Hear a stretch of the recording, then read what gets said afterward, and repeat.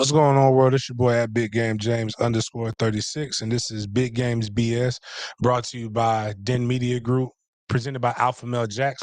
Alpha Male Jacks is the go-to just overall male hormone clinic. Go in, check it out, get your levels checked. That's one of the things I want everybody to try to focus on for the rest of this year is going and making sure your levels are good. Some of y'all got a little bitch in you, man. I've been hearing the way you talk, and it's just not good. We need to go get that about you. There might be some estrogen, might be by the way you eat, might be low T.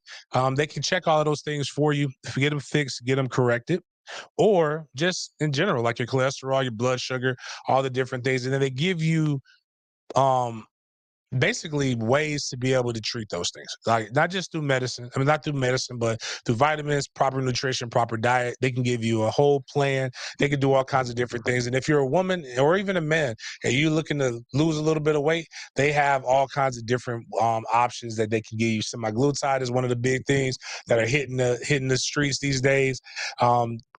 They can definitely hit you up with all those things along with other hormone replacement therapies. That's alphamalejacks.com. Check it out. And and that's basically all I can say about that. We're inside shooting in the world's greatest cigar lounge, Goodfellas. It's like Cheers with a mob twist. Everybody knows your name. We got all kinds of different cool ass events going on here.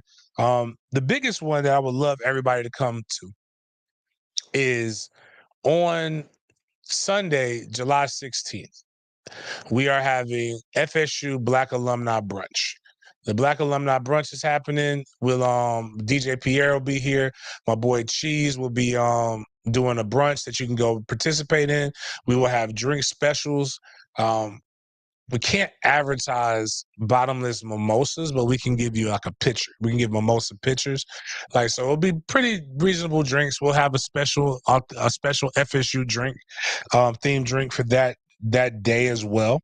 You go to That's a great question. If you go to FSUBA on IG or the Black Alumni Jacks, I think you can go find the link to Eventbrite, to be able to go and check them out. To be able to RSVP. We need you guys to RSVP so they can know it helps us so we can know how many bartenders they have. You ever realize that a lot of y'all complain about shit that you don't really help people out with? Like, the reason why with my tailgates, I need you to buy beforehand is so that we can know how much food to have. And then people will bitch about all the food was ran out. If everybody would cooperate, we would have more than enough food. So, but check that out. I think tomorrow night is ladies' night. If you guys, I'm gonna give you some free game. A lot of your ladies are freaks and you don't know it. I hate to be the one to break this to you, but they're closet ones and they're afraid. They don't want to necessarily venture out, but they want to see some stuff. We're having a male review tomorrow. Send your chick to the male review.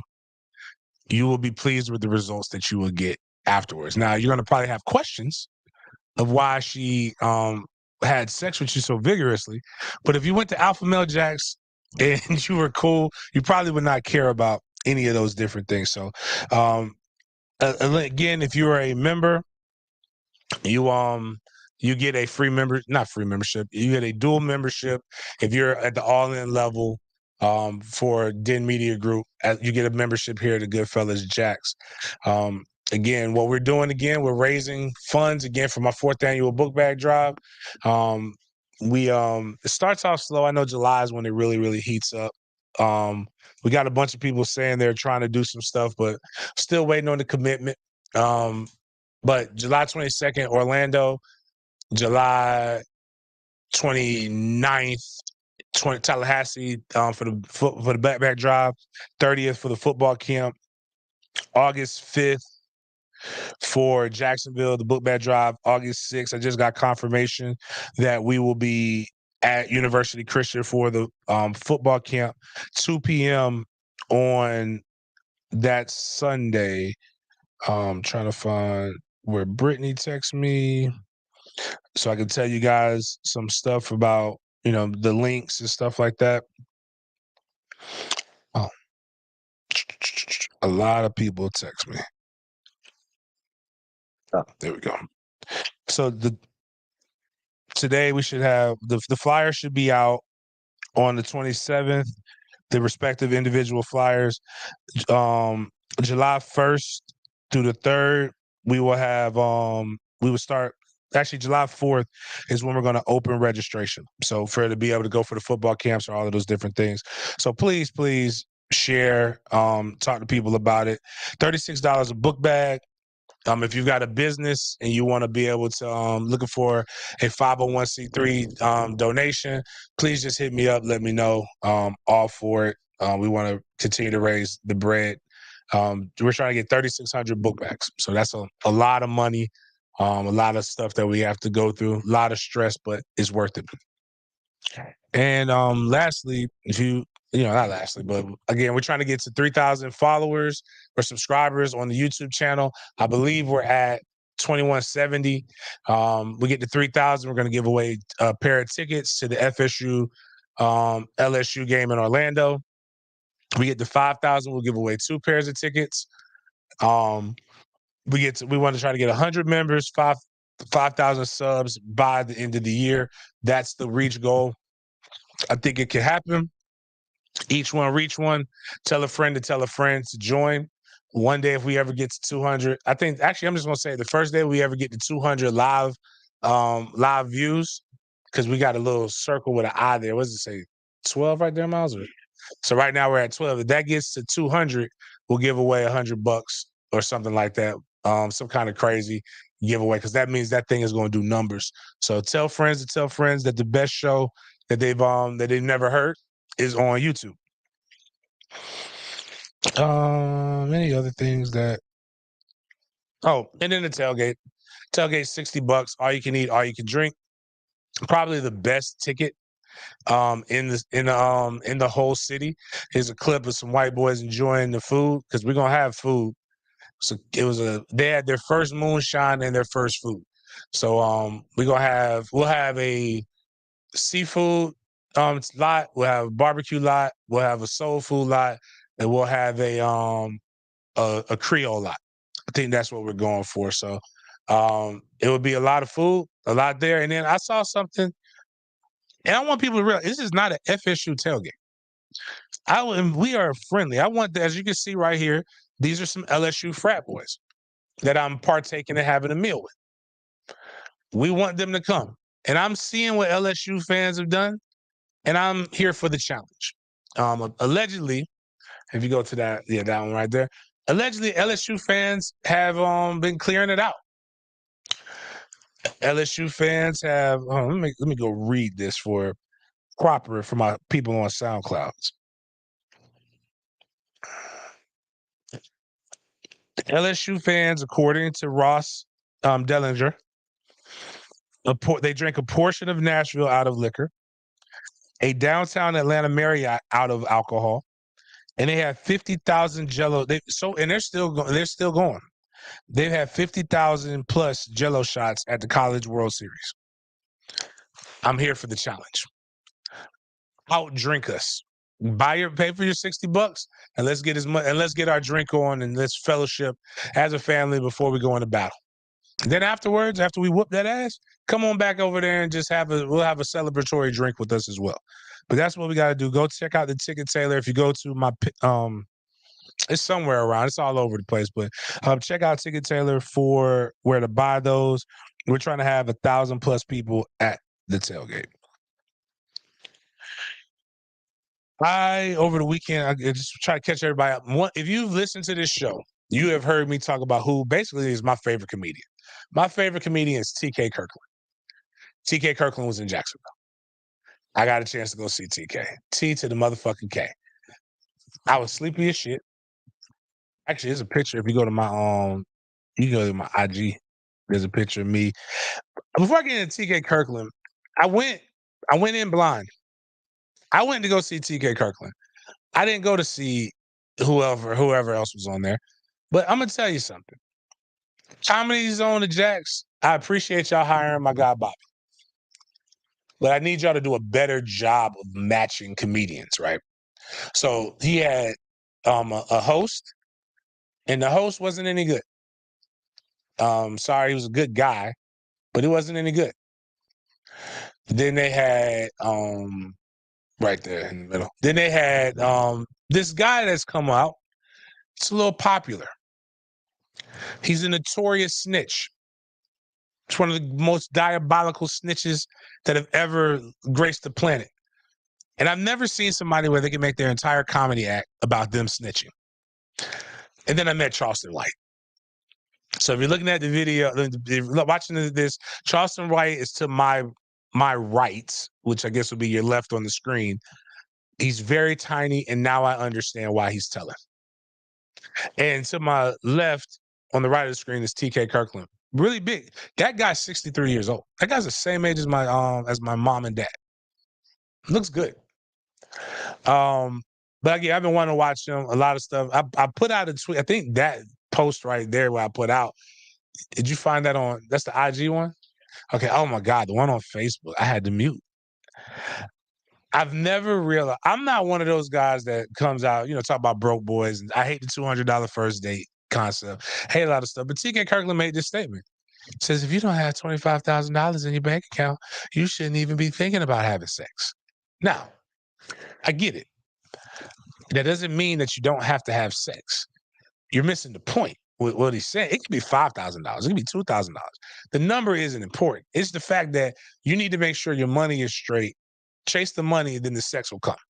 Don't chase the sex. It takes away from that. His thing was, what happens if you get a woman pregnant? You don't have anything of note to be able to provide for this woman and be able to help take care of her. And so that I said that, and then, oh my goodness, people, you would have thought I told them that I told them you should never have sex or something. You would have thought I said something bad.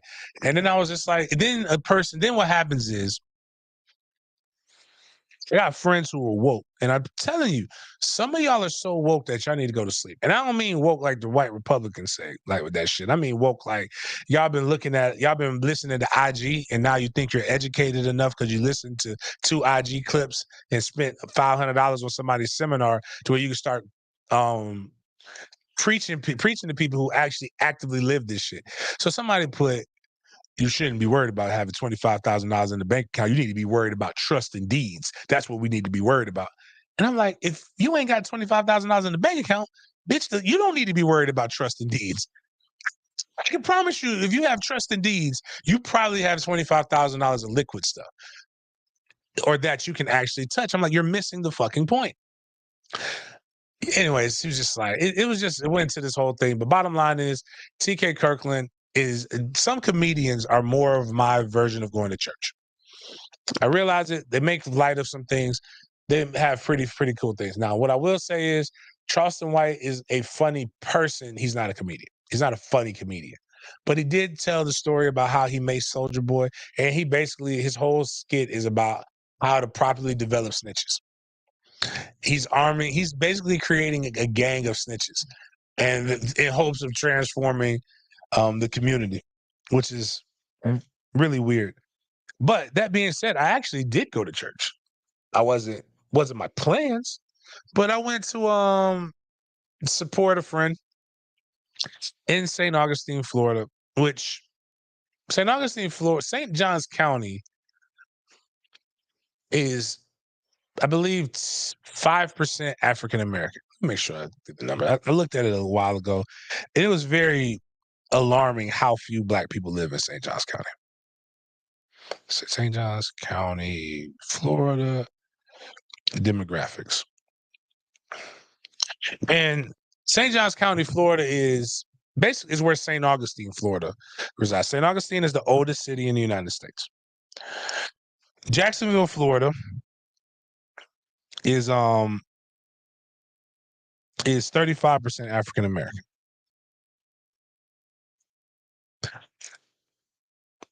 And that's one of the largest per capita places where African Americans live. White non-Hispanics. Damn, I'm looking. That's got to be looking at this wrong. Oh, there's 235,000 people that live in St. Johns County. 200,000 of them, over 200,000 of them are white. Under 50,000 are all the others. So it's very white county. 80.6% of the population for 2021. 8.3% Hispanic and blue. 5.2%. All the black people live in St. Augustine, though. Like literally, all the black people live in St. Augustine. And I went to a black church in St. Augustine, and the guy. And let me tell you, I think and this is how I know how black it was. Like in bigger cities, even the black churches have adopted the white church model. And what do you mean by that, James? The music's a little bit more upbeat and not like as sad. It's more of a production, like the mega churches, like you see your Creflo Dollar and those, but like Celebration, like they follow those modes. And those churches have adopted more of a black person. They're not singing the white songs like as much. They got a little soul, a little seasoning to their songs if you go to the white church. So everybody's being influenced by everybody, except for this. Like, and then we had Palatka, which is another redneck town, but it has a good black. Like some of these places feel like slavery isn't that far away from it.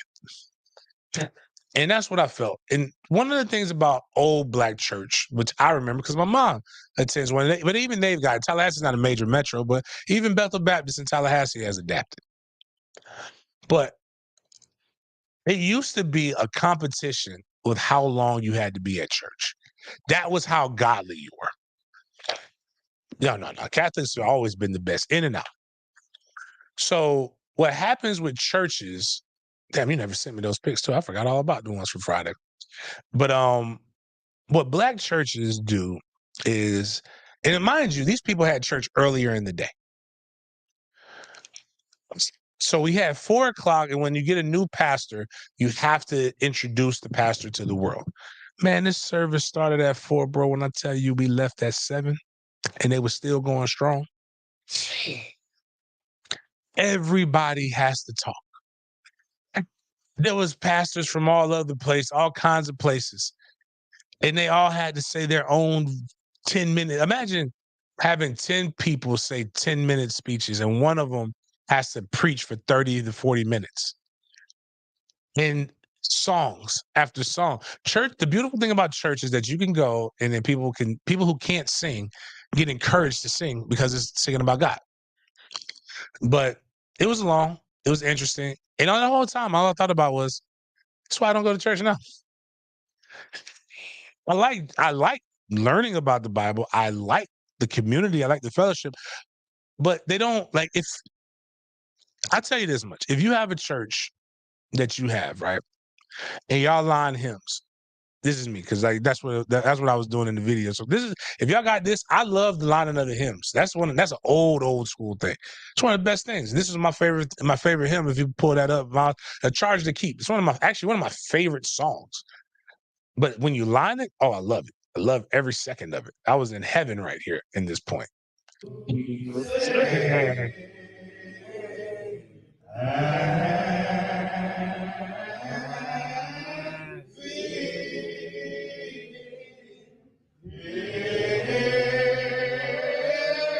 I actually wanted to be a deacon because deacons do this, and they just take up what they do is because the historical part of it is like when slaves were about to do not just rebellions, but they were about to leave and stuff like that, they used the church because people couldn't read. And they knew that there was only so many places where you could gather that the master wouldn't bother you. And church was one of them. So they would go in and there would be sometimes when there was things happening, there would be certain hymns that they sing. And what they would do is, because people could not read, you couldn't tell them like you can today, go pick up your hymns, turn to page 101 and read this one. You would read the line out, and then the people will recite the line. So it's just thing like Amazing Grace, like Amazing Grace, how sweet the sound that saved a wretch like me. And then everybody can catch that, and then they'll sing it. So that's how they were, because you couldn't read, but you knew the hymns because the hymns were lined. But I like that part of it. But man, when I tell you it was a 3+ hour service, and then they feed you the food that's going to get you closer to heaven afterwards. So everybody left with a pasta salad. They left with a lemon pound cake with frosting. They left with green beans with pork. So that all that nutritional value was shot. They left with a meatloaf, I think meatloaf or chicken quarter, and then it was in 1,000 pieces of rice. I was like, at least they fed you because they got you out of there. Some of the people probably didn't leave till 9 on a Sunday. Monday work comes around. This is why some of y'all go to church all the time and you're terrible employees because you're tired. And then they try to guilt you. They tried to guilt me into giving money. And I was looking at them. It's like this Puff Daddy meme with looking at a person, and they was like, and then they don't do it like the way they used to do it, where they just sit in a little bucket by you. They have people standing up and walking up there. And like, so they gonna see if you got up out your seat. And it was a bunch, all eyes was looking at me, and I was looking right back at them. I was like, I'm not getting up out of this seat to give this man some bread. This is not my pastor. But they are modernizing times. They're giving cash apps. So like, I thought it was wild when churches started taking credit cards. Yeah. But I think it's wilder now. Oh, but you don't have your card. Don't worry about it. Venmo me, Cash App, PayPal. I'm like, that's cool. But if I could get a church that can I could get some a la carte stuff with, I could get a line hymn, I could do this, or I would put it like this: you get me in and out in 45 minutes, I'll be one of your biggest contributors. The problem is, again, I think these people really believe that the longer you have church, the more you are to God, and that is not biblical. But he did preach about my favorite Bible character, David. But he didn't just talk about David. He talked about David's mighty men. And them are some of the most badassest people, in whether you believe it's fiction or written about. Like, they are Chronicles or Narnia, all kinds of level goons with David's mighty men. But that was my church service. And there was one thing I noticed too about that. People don't like when I say this. My friends were trying to laugh at me with this. But I remember going to the club and during my running and ripping years, and you would see some fine women in the club, right? Especially in Tallahassee, Florida. But then, you know where you saw, if you couldn't get the woman in the club, you know where you can get her at? That next morning. She was probably in the choir. That's when they started wearing them. When women started, right when I was in college, when women started wearing the tights everywhere, that's right when it was starting to flourish. But you can go see whatever woman you wanted to at the club the next night. So the finest women and the finest freaks went to church. It wasn't no fine women at this thing, man. It was terrible, man. I don't think as my boy AC said, the spirit of the Lord was not there if there wasn't no fine women. And I thought that was funny. But it made me think about the guy who I just brought up, comedian Bobby Brown. Go look at my man, little Bobby. Bobby's out in LA doing this thing. He said, by the way, that Jacksonville woman thread, we losing bad. Them other cities threads are kicking our ass. Damn, I sent you the wrong one. I should have sent you the thread. Bobby inboxed me. I said, Bobby, I want to see. What do these women look like? It started off strong. Little mommy looking like she like anime and stuff. But then it got rough. And I don't want to actually expose any of these women because somebody, like Patti LaBelle saying, somebody loves you, baby. But man, beauty is subjective. I saw a Flint, Michigan, because there was a bunch of people doing this, right? Flint, Michigan had better women on their thread than Jacksonville, Florida. Flint, Michigan with seasoned water had better, she's bathing in that brown water. But you can honestly say, and then one person, some of the comments were funny. Somebody put, ain't Jacksonville the new Chicago? I heard they be wilding out there. And it's just sad. And it wasn't even, what's really sad about it is, it wasn't even a lot of women posted. So we didn't even have the numbers, where you're okay. If you got 100 people posting, right? You can have a bad one or two. But we only had 10. And I think 3 out of 10. So we're shooting 30%. Now, if you were a baseball player, that's Hall of Fame caliber. But that's not making anybody want to visit our city to get a woman. But yeah, we didn't represent very well at all. NBA draft happened this past weekend. I don't really know any of these people, but there was just a couple things that really stood out.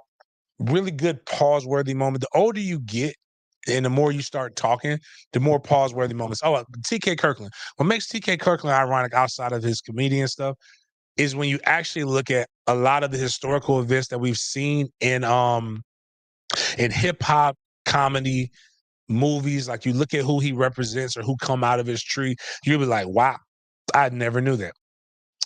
He manages Sandra Bullock. He found her. And it really started once COVID happened. Started doing DJ Vlad interviews. He's been talking a lot. And the joke is that TK Kirkland, he's like Forrest Gump. Every major event that ever happened, he's been a part of it.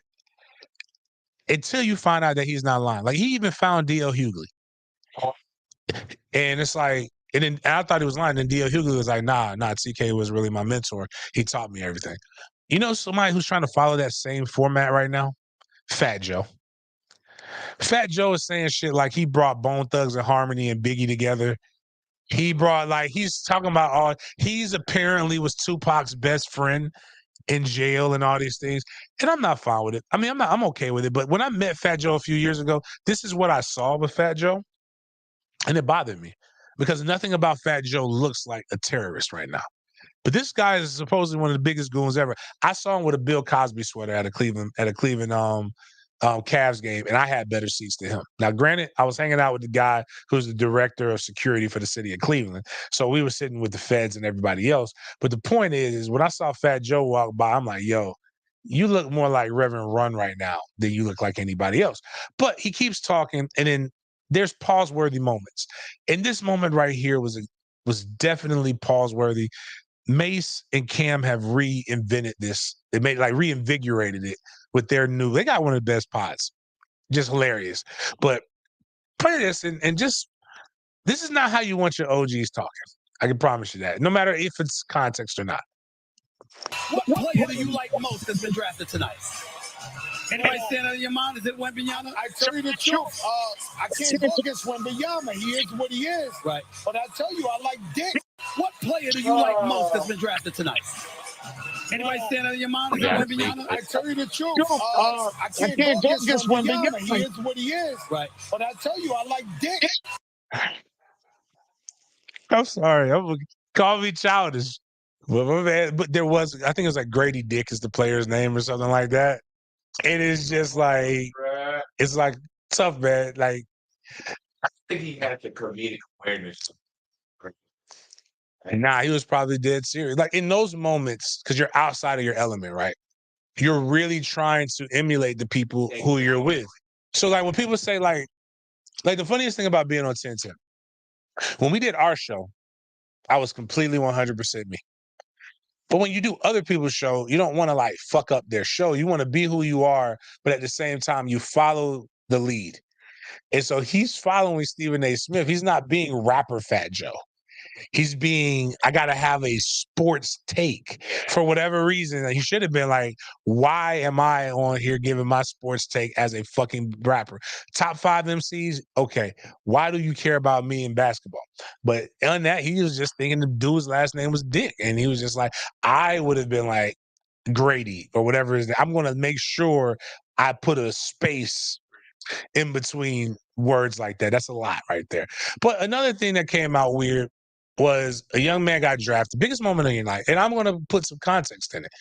If you look at this on the individual side, one, actually, it's a lot of themes in this. But if you look at this from just an individual standpoint, it looks very weird. Yeah. Why is he rubbing this woman's leg like that?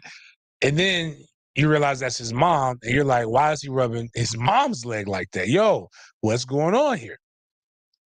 But just go ahead and play the video. And the kid's getting interviewed, and then this is what the mom's talking. The mom's talking. The boy's got his head down. Biggest moment of his life. This is what has happened. This is what happens. and he's rubbing her knee. Most importantly, been faithful to the Lord and to the game, and it has brought him this far. He has played like the world is watching for the last 12 years, is what we stress. I'm so bad. Family, play like the world is watching. Yeah. So And you'll get here. We're here. that's what I'm gonna. That's the thing. So what happens is, so one, I don't want to use that. So like the new talking thing that the red pill guys and that women are counteracting and hating it, even though there's a little kernel of truth and all of that. It's talking about how they blame it, and Dr. Umar Johnson came out against this, blaming black men for giving black women very few options. That's what he's saying. They use the statistics like 78% of people who are in jail come from single parent homes, and they put that a majority of single parent homes are women. Pseudo facts, depends on how you go. The number might be a little high, might be lower, but it's a lot of motherfuckers in jail from single parent homes. A lot of the people, a lot of the top athletes come from single parent homes. Don't know why. Maybe it's one of, like Jason Whitlock will tell you, LeBron James had an advantage being from the projects, because that's what made him so good and competitive. And I'm like, maybe not, but maybe so. Who knows? But I will say, a lot of young men in the rhetoric and the things that women are, not just women, people are pushing, are feminizing men. And it's tough because when you're in an athletic realm, it's almost like you put a mask on. You're able to be bold because you can put this on and you're rewarded for being physical. But one of the scariest things to do is to go into a situation where all eyes are on you. What this is and again, the other side of it is we have sexualized children so much that normal child behavior is frowned upon. That's But what I'm saying is he's like 17, he's like 18, 19 years old in a situation where he's never been in an arena probably like this, where he's not, forget that, he just got drafted to the NBA. He is all of a sudden in the top 5%, top 3% of all earnings. His whole life is changing right now. So while I wouldn't do it, I have never rubbed on my mom like that, but I kiss my mom on the cheek. I hug my mother. I do a lot of stuff like that. And people don't do that. And people be like, you do that to your mom? That's my fucking mom. What's wrong with you? yeah. A kid, what it reminds me of is when they're like, when I pick up Killer and Killer's nervous, or Killer, I just picked him up, whatever, he rubs my ear. I fucking hate that. But I understand that's something that kids do. They rub on something, they do these different things. They don't know. I think this situation is, I'm not looking at this as a guy trying to bang his mom. No, not at all. I just look at it as, I wish it's awkward. Yes. But I also feel like if I was in this situation, maybe I would be awkward. I don't know. But I know this, it's not worth going viral on Twitter to talk about this, because a lot of people, again, there is a reason why stepmom and stepdad porn is one of the largest growing categories. It ain't the people who are doing it, it's you. It's weird shit. But I don't know. But a lot of women say this is what happens. But I will tell you this is what happens when that's my king. I don't need no man. I just need my son. I don't need this. I need that. Hey, listen. I think some of y'all women probably is getting your back blown out by your sons, or want it. Other That's what somebody put. I think so, but I don't think this is unmasculine. I just think it's it's just a nervous twitch that I would prefer not to see. But whatever.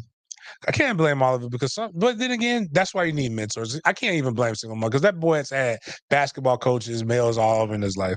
And I'm gonna tell you what happens when you're even a single parent mom, but has good. I'm gonna take credit for this. Got good men in her life. My boy Jamie French from Metro High School. He's got a stepfather. He's got all kinds of other stuff, but he got some good men in his life. You know what happens when you get good men in your life? You become the top performer in the Under Armour Future 50 Stars. And he won number one. He won the camp MVP. Boy is a beast. He's gonna break a lot of people's hearts on July 22nd. But it is what it is. And when he does this, I don't want you to do this to another single parent's child's son. Jalen Fox, I think that's his name. Fox's last name is a tight end, 4-star prospect, really, really good. Came to Florida State over the weekend. A lot of Florida State fans believe that he was coming to Florida State because we have his best friend committed, who's the number 1 tight end in the nation. But a lot of people have seen other things go like in the direction of him not coming here. So Brandy decided to go out and says, reading y'all comments is so entertaining. I am so glad me nor my son lives for Twitter. Jay is definitely going to shock the world July 4th. Good night. A lot of people think he's going to commit to UCF.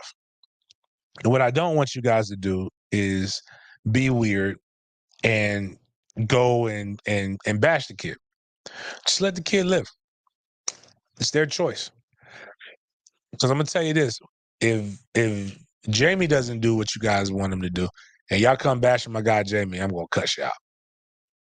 So just again realize there's a lot of pressure on these people, and just stall them out. Speaking of pressure, nobody probably has more pressure than coaches these days. And what's cool is with the alpha male shit, was it A-type personality guys from a different era? That would be like your Trent Dilfers of the world who we're about to show a video of. They decide they have to feel like I have to show you that I'm so much more of a badass and tough. And I don't want you guys to fall down this trap unless you're truly going to be that, right? So if you can play that video with Trent Dilfer, I want y'all to hear what Trent Dilfer has had to say about the growing movement of players in the portal, because that's why you also don't bash guys. They may not go to the school you want, but you may end up getting them a few years because of the way the transfer portal is. But Trent Dilfer, Super Bowl winning quarterback, basically one of the founders of QB of the Elite 11, has this to say, because now he's the head coach of UAB, and I'm gonna tell you the irony in this in a second after we play it. I want you to listen tight to him. And it's easy for a coach to, oh man, you're going to jump right into this nickel spot and you're going to play in national televised games every week. And that's really easy to say. And the kid shows up and he's like, well, wait a second. Why am I the third guy? By the way, come try to get my guys. Right. Like, I dare you, Power Fives. I got a pretty big platform that I can step on. Yeah. And if I find you in my kids' DMs, and if I find you talking to high school coaches about my kids, if you're in my roster, I'm going to call your ass out. I'm going to say my name to the biggest voices in television today, and it's going to make Game Day, and it's going to make Sports Center, and it's going to make, because by the way, those guys running Sports Center are still my friends. That's right. I still got their sales. So go ahead. I dare you to jump into my roster.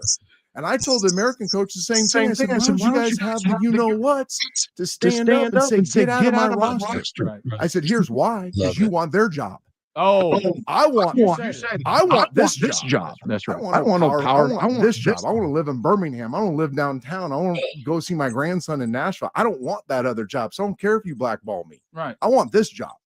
I want the city of Birmingham to say, no, that's our city. That's our coach. Right? And so go ahead. I'm not scared of whoever, the grand poopah of poop. UAB had one of the top safeties enter the transfer portal. And you know where he went? Alabama. So he's calling out other coaches. You're gonna call out Nick Saban? Bull fucking shit. This is what I don't like about people. Like, you're so this is cappuccino right here. Big cap energy. Oh, yeah. Everybody but Saban, the guy who runs fucking college football. Y'all won't call him out. But what's wild is, in the beginning, that's literally what everybody, you can come here, be the nickel corner for us. You can beat this. He's literally describing the guy who just left his roster. Oh. But you have not said anything about Nicholas Saban. And you know what? You're not. Because that's the way the game is played. And you know what you're going to want? You're going to want guys to come to UAB from other rosters and stuff like that to continue to make your roster better. It's called recruiting. If you're not cheating, you ain't trying. The energy is cool. The ESPN friends, but I'm like, the quote Jeezy who shout out to my crew. Again, if you were part of the All-In package, you know what you would be getting the opportunity to do on July 1st? Come see Jeezy and Boosie. That was one of the funniest calls. Lady Soul. Remember, if y'all remember, if you watched the show, the Mayor Curry came and I made the ask, and I got the ask. And this assistant called me to hear proper white people say those names. It was awesome. I didn't even want to put them in a position to have to fail, but it felt good. I just said, I want to go to the concert on July 1st. It's only one concert happening on July 1st. Say, Mayor Curry says you want to come see Jeezy and Boosie. And I'm like, oh, you said it. I wish I would have recorded it. It was awesome. Anyways, I got tickets. But if you're wearing the All-In package, you be in the suites watching Jeezy and Boosie if you wanted to. But it ain't but two of y'all, and I don't think either one. Actually, no, it's one now, I think. But we'll see. If they want to come see you here right now, hit me up. I got you 2 tickets. But this guy right here is just it's full of hot air, man. What's the point? But saying Jeezy had this in one of his mixtapes. What's the point of having muscles if you don't flex? So you got these. You're basically Terry Crews of G5. You got show me muscles, but you ain't finna do nothing with them. I would love to see you take Alabama down, but you're not, because you know what's gonna happen with Nick Saban if you do that. Nick Saban gonna attack UAB as an entire institution.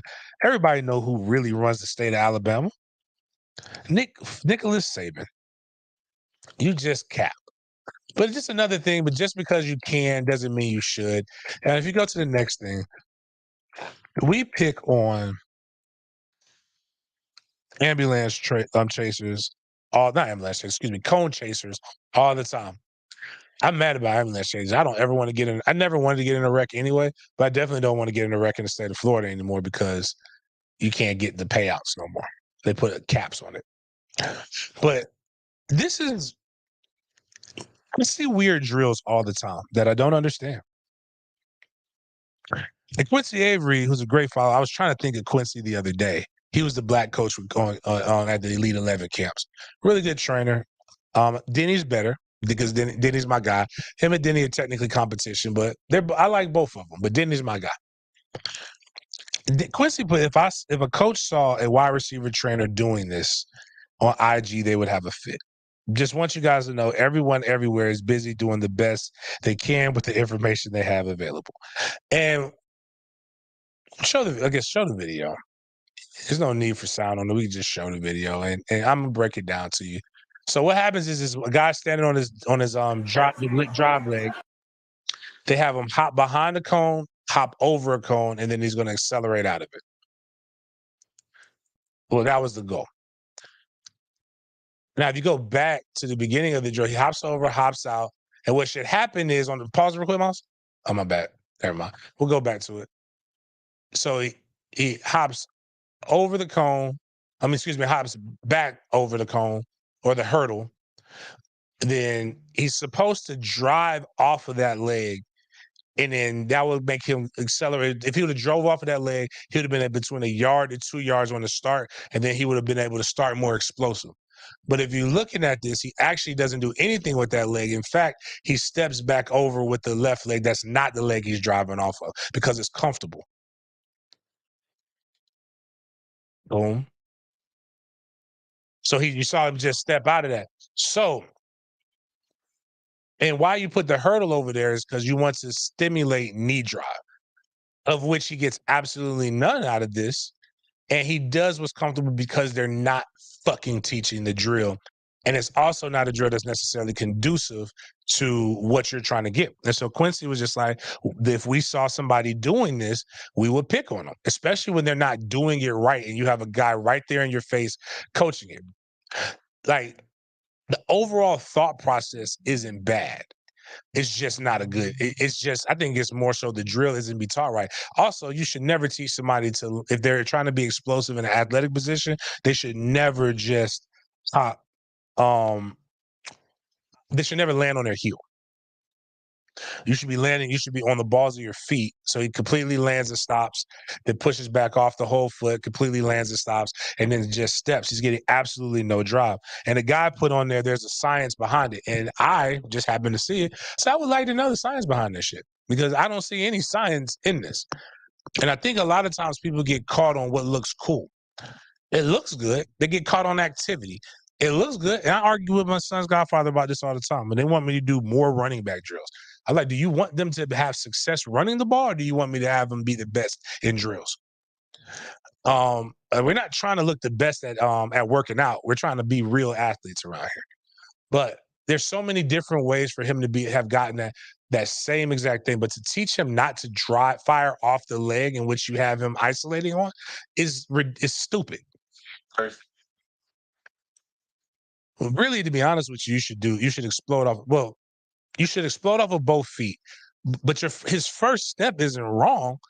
It's just he gets absolutely nothing with the drive leg. You should be driving off, and that helps you cover more ground, and your first step should be 1 to 2 yards down the field, as opposed to half of a yard. All he does with that step is get his bearings back, and you're literally jammed at that point, and he pops straight up. Like, actually, what he's trying to teach the guy is the exact opposite. This guy literally goes chest up. He pops up a little higher, and elite DB is going to put your chest behind you.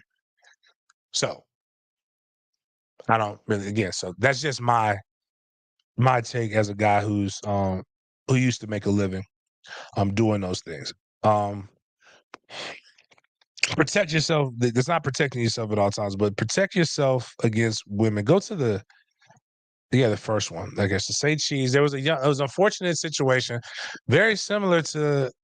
I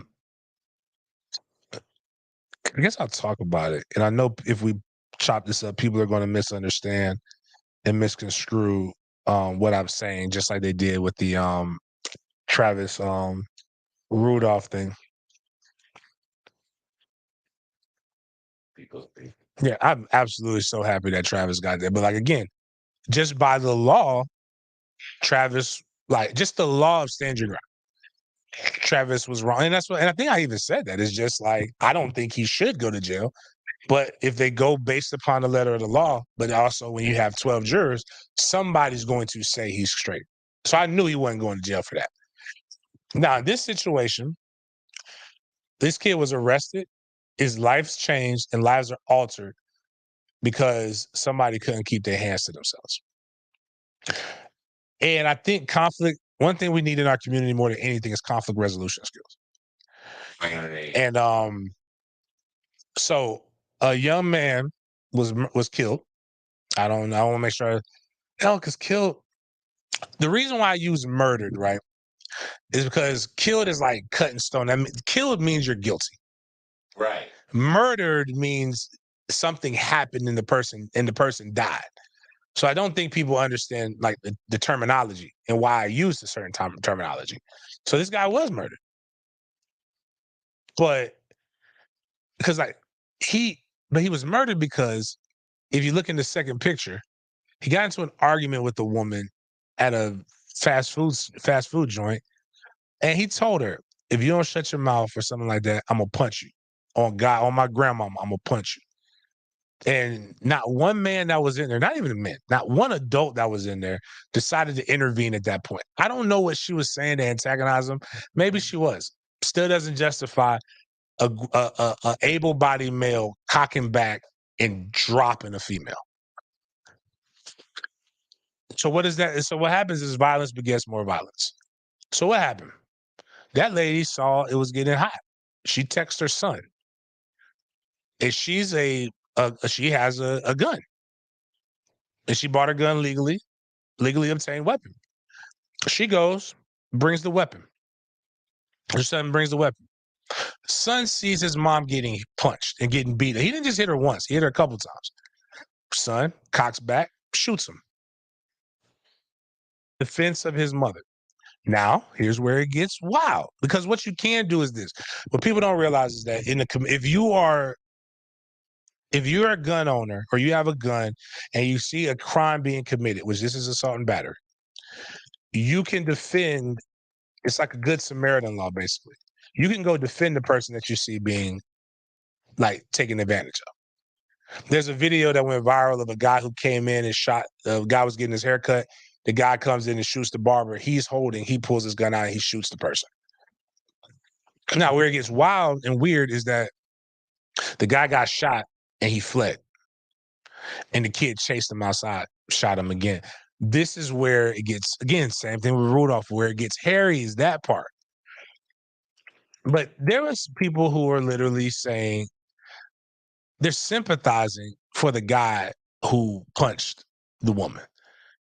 You can actually put us the next tweet, because I put if he wouldn't have yeah, you have the video? Yeah, go ahead. You can play the video. It doesn't. I know it doesn't show the full. You'll hear the gunshot. Lady, get your food. Who? Get the cop. Oh, that's what she told her son to go to the car and get the gun. Get your food. If you say one more thing, I'm gonna knock you out. Oh my God! I said one more thing, I'm gonna knock you out. Oh, say one more thing, I'm gonna knock you out. So he hit twice, boom, and that's when he got popped. If you heard the gunshot at the end, that's when he got popped. And now everybody's wanting to go boo-boo when it should have been before, when the guy was caught back. One of the men should have rushed him. At least pull him off. Talk like both of them. Once the voices are raised, hey yo man, this is it. Because now everybody got to stay. Now you know what I'm more mad about? Not all of us got to stay here. Because we all witness to a crime scene. So I might have, imagine somebody like me who's watching my grandma. I want to go get some Chinese food from my grandma. And now I got to hear my grandmama bitch at me for not coming home for 2 hours because I had to sit there and be interviewed by the popo.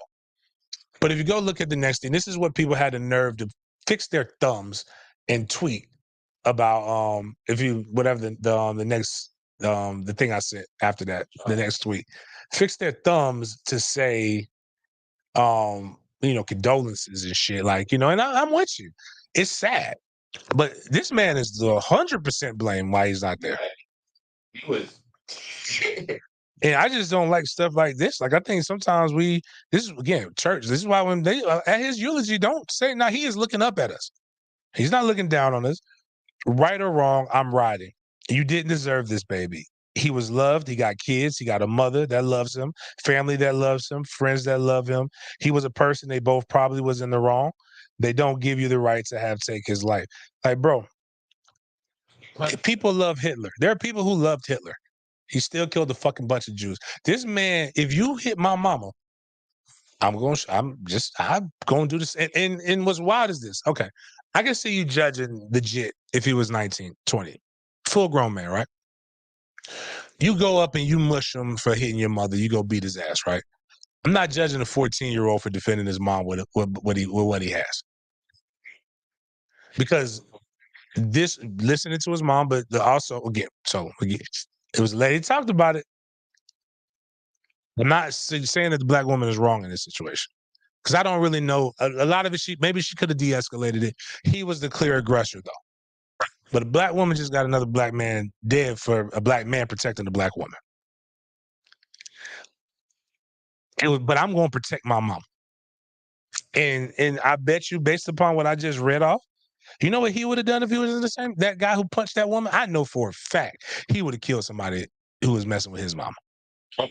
He was ready to get in a fight over what?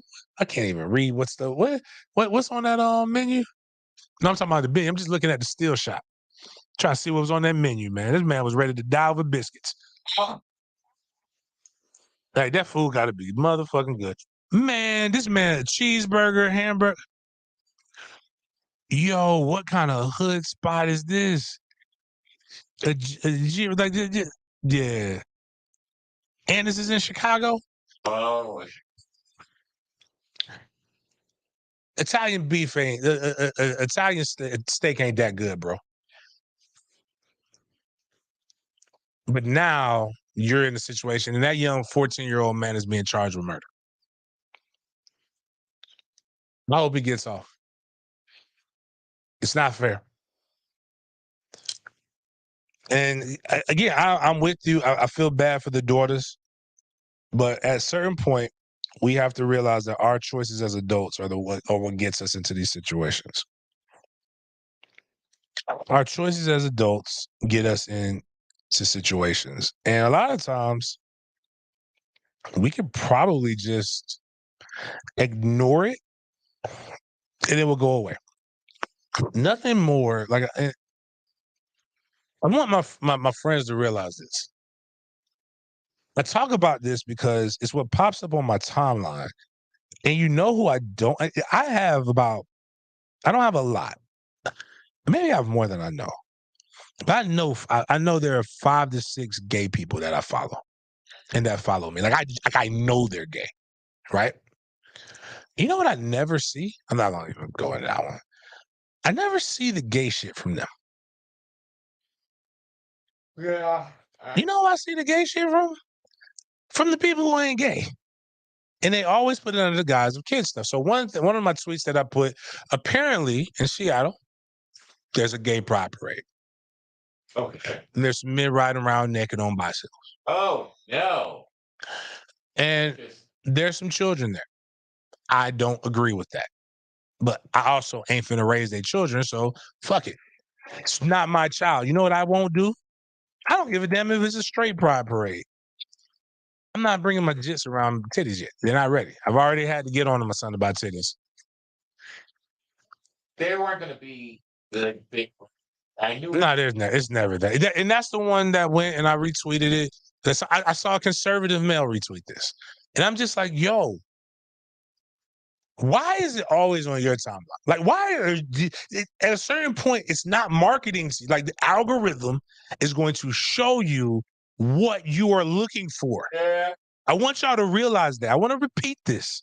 The algorithm is going to show you what you are looking for. So if you keep finding the gay shit, it's only giving you what you look for, bro.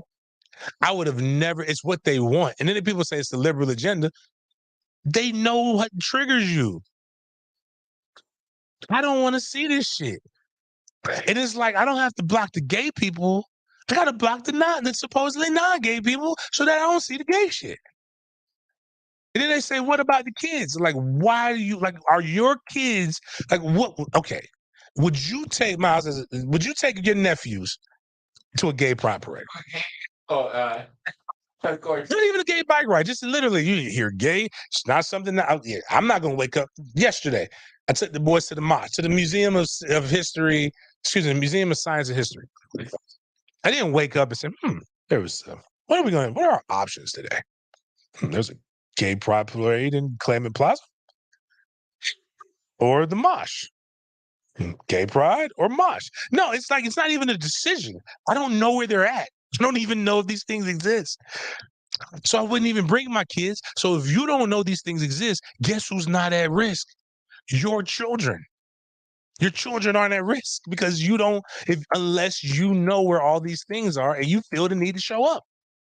Let these people be gay in peace. I do have a question though. Like, what is it supposed to represent? I have no idea. It's just like the feminist marches with women showing their titties. I don't know what I don't know what this does. I don't care though. And I don't want to see it.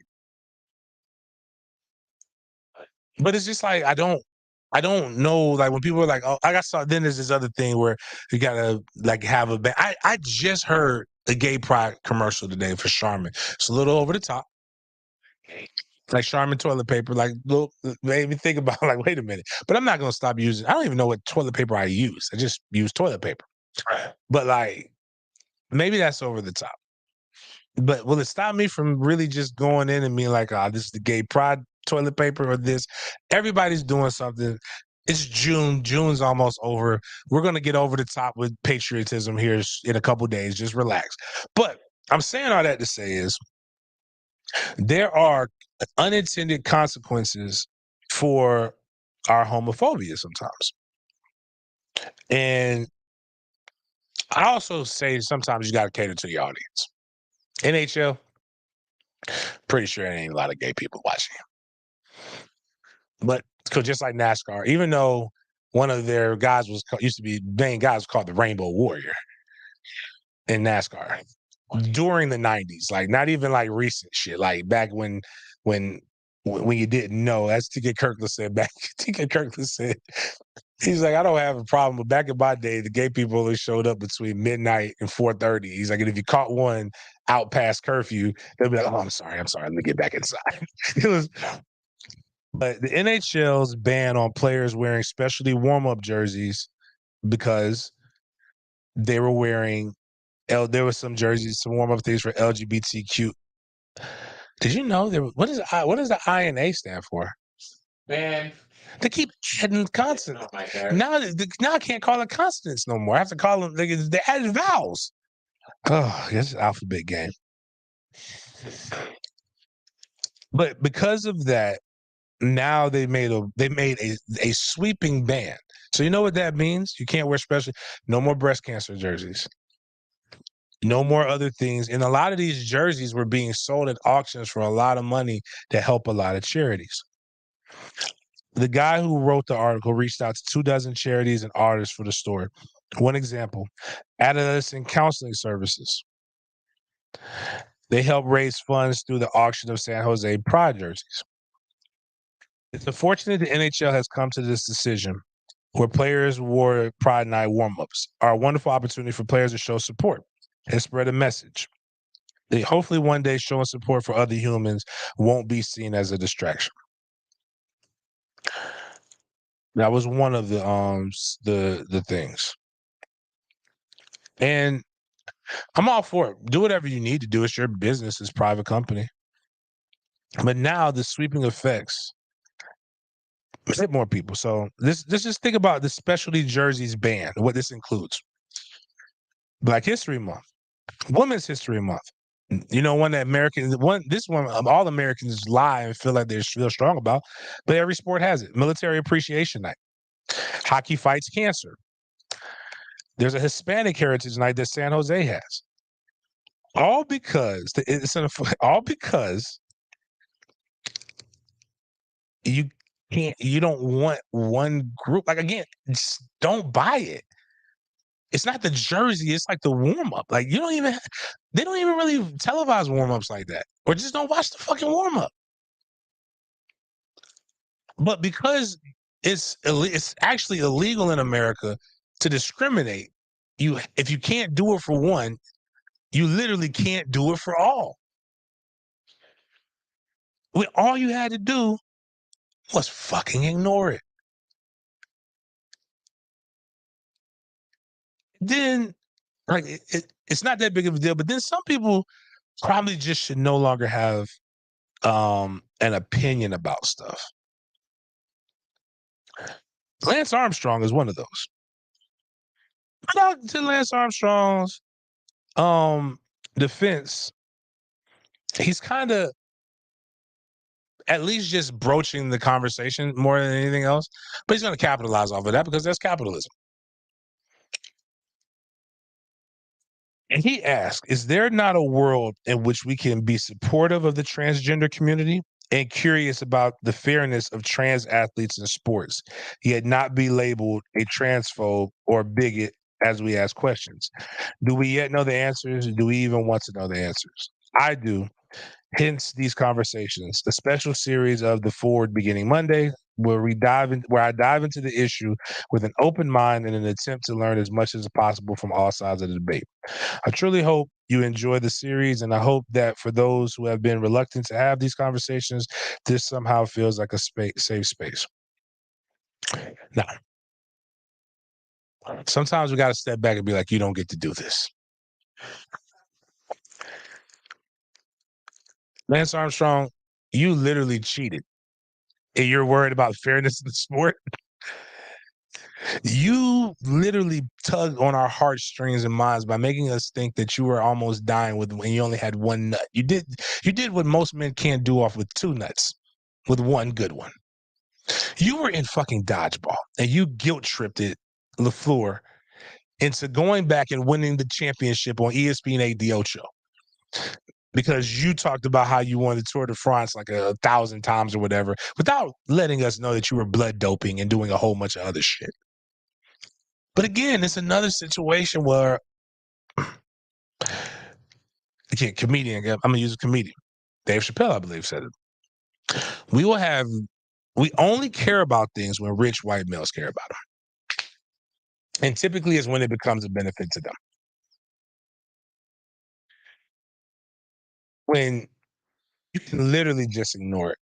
Like, now, women, it's your problem. I'm going to be honest with you. I'm not blaming you like everybody else blaming you for single parents homes and shit. But I am blaming you for this trans shit. Y'all let them jump and hijack your feminist movement, and y'all the ones calling them women and saying they're just like you. Not all of you, but as a general, it's enough of you to be able to make these conversations happen. Because you know what's not happening? I don't give a fuck what Brittany Griner does. I wish Brittany Griner would take her ass to the NBA, and she's gonna get fucking destroyed. You're not coming to take my son's sports. They coming to fucking with you. That's where I would just be like, yo, hey, hold up. You know you're not a woman. You're this, but I don't want to be called a phobe or an ist. Because that's obviously one of the worst things that could probably happen to you in America is that. I'm not against anybody doing the things that they want to do. Not against who. I don't care who you fuck or who's fucking you, just as long as you don't fuck me. I'm the one who just said I'm pro you having your parade with naked bikes. I'm just not going to bring my kids to it, and I'm not going to care. But the reality is, at a certain point, it's on you. And as I'm going to end this, because I think the world is coming to an end, not because of gay people. Gay people were in the Bible. So if you believe that book of stories, they've been here since the beginning of time. But I'm saying the world's coming to an end because they're just literally smarter than us. And that's the orcas. Just to run a bit every day, I learn more and more about fucking orcas that I didn't want to know. But before we get into that, again, nothing's new under the sun, but the orcas are smarter than us. Actually, play that video, Miles, and then we'll get into how terrible people have always been. Because I want you guys to realize this. A lot of the same conversations we have are conversations that never ended. But this is a wild story, by the way. And it just shows that they're learning how to communicate. And we need to negotiate. And we need one of y'all billionaires to go down there for us to have safe passage and travel so that the orcas don't kill us all. God, constant cries for help. I can see from the little guy's eyes that he is very worried. Visitors also realized that the killer whale was asking for help. He reaches out to calm the killer whale and had his partner call the animal rescue team. Rescue teams arrived soon after, seeing humans coming to help. The killer whale looks excited, began a non-stop procession around the rescue boat. After they swam a few laps, they headed for the sea ahead. The rescuers immediately understood. Close behind the killer whale, just after passing through the cave, the young killer whale finally stopped, found not far from the sea. Go see what's going on. Only to find his tail tangled in a fishing net. Can't move at all? Two baby killer whales are also wailing in pain. Turns out the little guy wants humans to save his mother. That's why baby killer whales intercept the yacht. The rescuers were moved by the scene, decided to help the mother killer whale regain her freedom as soon as possible, with everyone working together. And the mother killer whale is very cooperative. Understood that humans were helping it. The rescuers took out scissors. One cut the rope.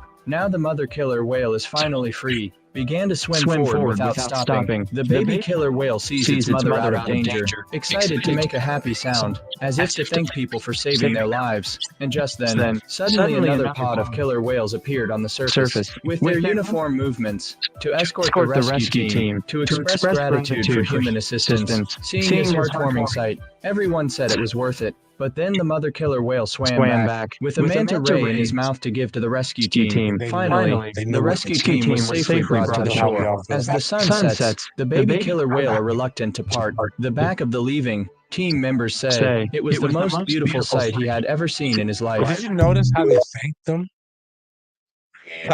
By killing something else. Again, I got it, but I'm just saying, what? We believe an all nice and loving person created all of this shit. Like, was that stingray assaulting the killer whale's mom or something like that? I get why the 14-year-old boy did it, but I don't know. That stingray had a family. And they went and killed the stingray. Again, it's just, but anyways, though. Netflix, Titanic is going to be available for streaming on Netflix this week. It's serious, man. And I'm going to give you guys a little bit of a lesson. It's okay to have dark jokes. Dark jokes have existed since before time. Like there's a Facebook thread that's going around. I'll just read some of the good ones. This is from the Topeka Daily Capital, Kansas, April 24th, 1912. If you own a lifeboat, now is a good time to sell it. There's a big demand for lifeboats and prices have gone up. This was in reaction to the actual Titanic sinking. One of the beauties of aviating is that there are no icebergs floating in the sky. If the people on the Titanic had known what the poets were going to do to them, maybe some of them would not have cared to survive. Because people were writing a lot of bad poetry about how sad they were. Because apparently people hate poets. The horror of the Titanic disaster is not yet over. The poets now are breaking loose in fearfully and wonderfully constructed sentences. The number of passengers who were rescued in the very last boat of the Titanic now nearly reaches the sum total of the army of tourists who had intended to sail on the vessel but changed their minds at the last moment. Humane societies ought to offer prizes to all poets who will abstain from writing about the ocean liner whose name began with a T. The adjective unsinkable, like the word fireproof, will be accepted hereafter only in appropriate sense. At all events, the scientists seem to agree that icebergs in the path of ocean liners are not conducive to safety. In the steamship office, patron, what can you give me for next Wednesday's sailing? Agent, how would number 8 on the promenade deck starboard suit you? Private dining room, private bath, brass bed, real windows with lace curtain. Patron, never mind. What kind of seat can you give me in a lifeboat? It was kind of the Titanic to provide a ballroom for mermaids. That's what people were saying back then. I think some of those are good today. Now, what's not good is to make something that is sad and tragic. You can't do it's a double entendre. You can't do a double sad shit, right? So you can't take a moment that was terrible and make it worse. But that's not, these are the clapbacks. So the first thing is, if you guys remember when the world shut down, we had a bunch of riots and shit happen because George Floyd. Sharon, whatever, decided that she put a picture of George Floyd and I Can't Breathe on a meme. But then what happens is, what is that whole don't throw rocks if you live in a glass house? And a lot of you guys don't. And what happens is this, and this is why I don't really post my people on social media. Is, man, a lot of y'all put pictures of shit that just everybody don't need to see. Your loved ones become the targets of your stupidity in your entire life. So this lady put where she lives, West Babylon, New York. Now, she looks pretty decent. But apparently, unfortunately, she has a special needs child. People don't give a shit about your kid when you're a dick. So what people did, Casey Montgomery, us, you got to be slow as fuck to think a controller is going to work. Them. And then they put a picture of her child. And here's what happens. And this is why I always say, is it worth the racist joke? I like, but even me, you know what I like? Secret Fetish. It's like a racist joke in closed doors.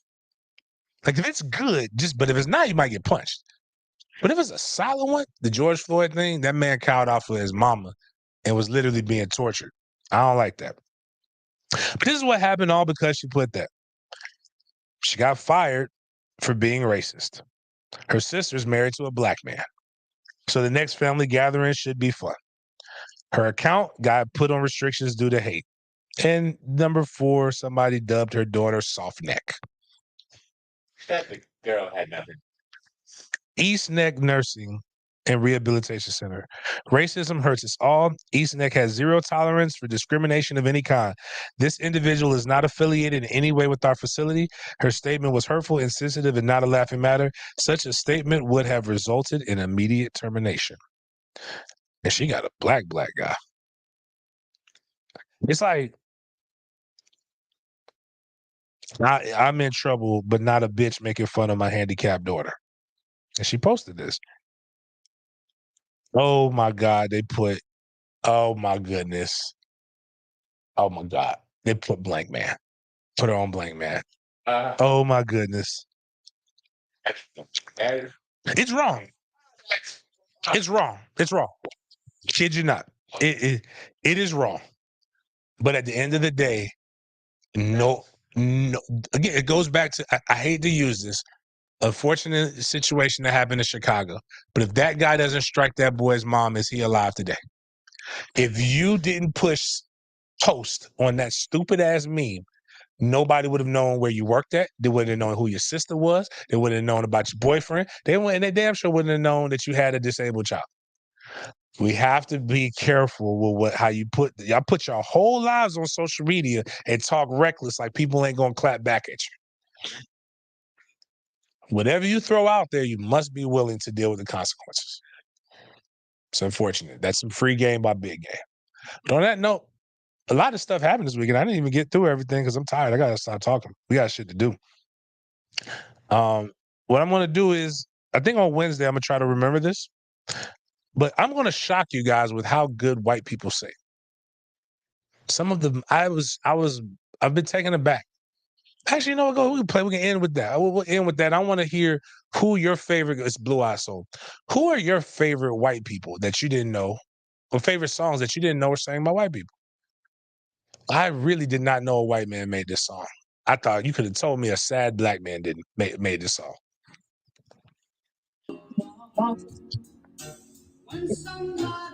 I did not know a white person sung this song. I thought it was always a black person. You learn something new every day. I'll be damned. Shit was sad. It's a sad ass song too.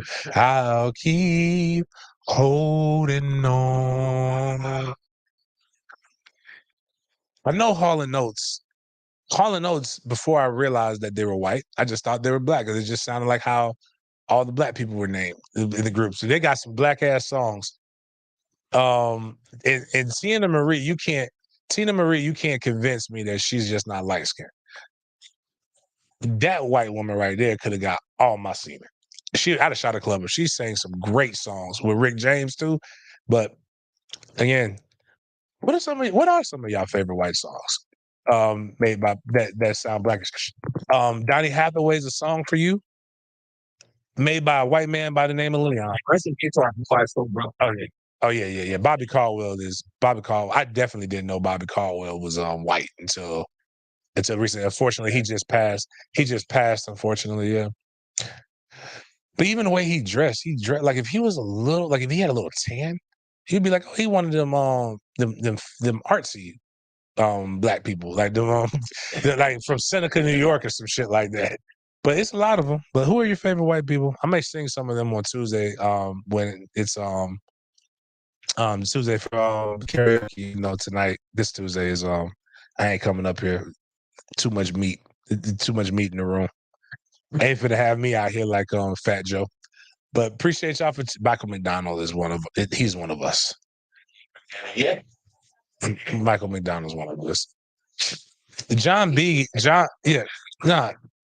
currently plays for the Golden State Warriors. His name is Klay Thompson. Nah, John B is very white. But he was out singing Babyface in one of his first songs. I was like, this motherfucker getting after it.